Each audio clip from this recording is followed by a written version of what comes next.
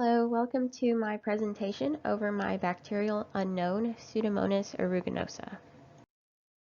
So the specimen I was assigned was labeled Unknown 20, and it was collected from the left butt cheek of the patient using an aerobic swab.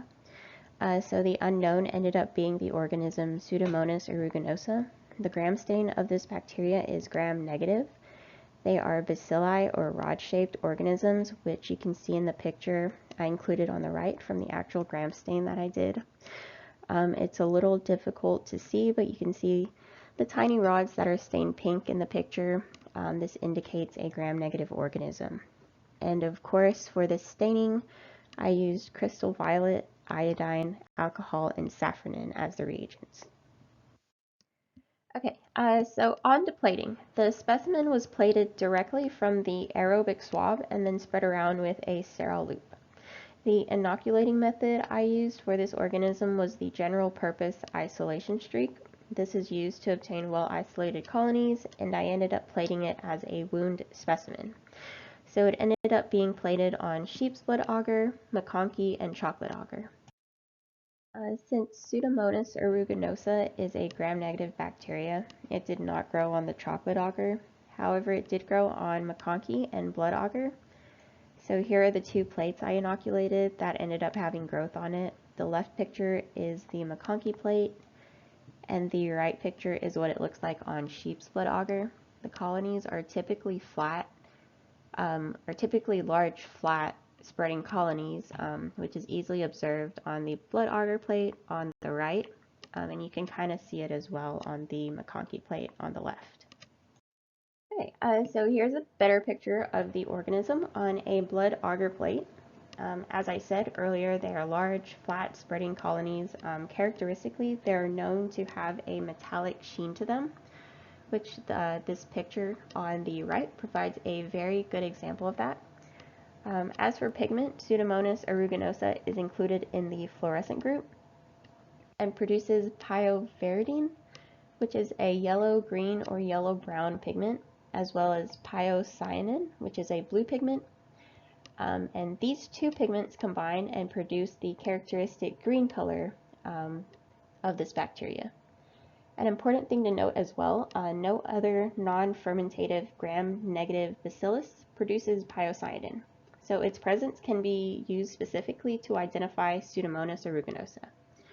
They are also beta hemolytic, and it's not incredibly noticeable in the picture, but you can kind of see it in the middle. There is a small zone of beta hemolysis, but typically this organism is beta hemolytic. It's normally depicted as having a very fruity and almost grape-like scent. I did not personally smell this in my organism that I cultured, but the grape-like odor is characteristically important to this organism. It has also been described as having a corn chip or a corn tortilla smell, which is closer to what I smelled in the lab. This picture I just included as an example of Pseudomonas aeruginosa plated on Mueller-Hinton agar, and this just shows a better picture of the blue pigment it produces. Okay, so on to biochemical tests. The tests I performed after the identification of the gram stain of the organism is the catalase test, oxidase, indole, urea, citrate, TSI, motility, and the lysine test. And on the left are some of the results of the tube tests that I'll be going into in the next few slides. Alright, so starting with lysine, the results of the test came out to having a purple slant and purple butt, which is indicative of an alkaline. So it is K over K. There is no gas production or H2S production present, but the organism is negative for lysine decarboxylase. The result for motility came out to be non-motile. So this was determined because the inoculated line in the tube had no indication of extending growth. The test done for citrate showed a positive result. The blue-green color present in the slant of the medium is indicative of this. Next is the TSI test, which, similar to the LIA test, came out to be alkaline. The tube shows a red slant and a red butt, which indicates no change. It did not form cracks or splits, so there is no gas production, and the butt of the tube did not produce any black color, so no H2S production was present as well. For the organism, it does not actually produce urease. However, the test I conducted ended up producing a positive result, which is indicated from the pink present on the urease tube. However, this is a false positive, and the organism is typically negative in regard to this biochemical test. The tests that were performed as well that I was not able to find a picture for were the catalase test, which is positive for this organism, the oxidase, which is also positive, and the indole, which is negative for this bacteria. Okay, so sites of infections. Pseudomonas aeruginosa is the leading cause of nosocomial respiratory tract infections. A large variety of clinical diseases have been documented as being caused by this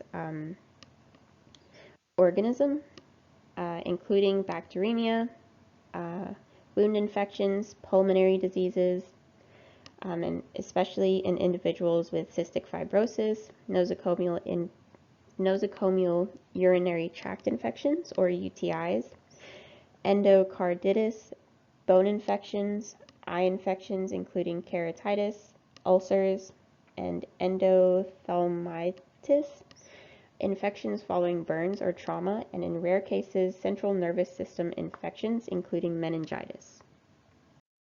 Okay, so for treatments, Pseudomonas aeruginosa is resistant to many antimicrobial agents, including penicillin, ampicillin, first and second generation cephalosporins, SXT, chloramphenicol, tetracyclines, and other agents that most gram-negative bacilli are resistant to. The organism is usually susceptible to the aminoglycosides, semi-synthetic penicillins such as piperacillin and ticarcillin, third and fourth generation cephalosporins, carbapenems, and the fluoroquinolones. Resistance to any of these agents may, however, develop while the patient is receiving therapy, and multi-drug resistant Pseudomonas aeruginosa infections can be fatal in critically ill patients. All right, so here are my sources, and that concludes my presentation. Thank you for watching.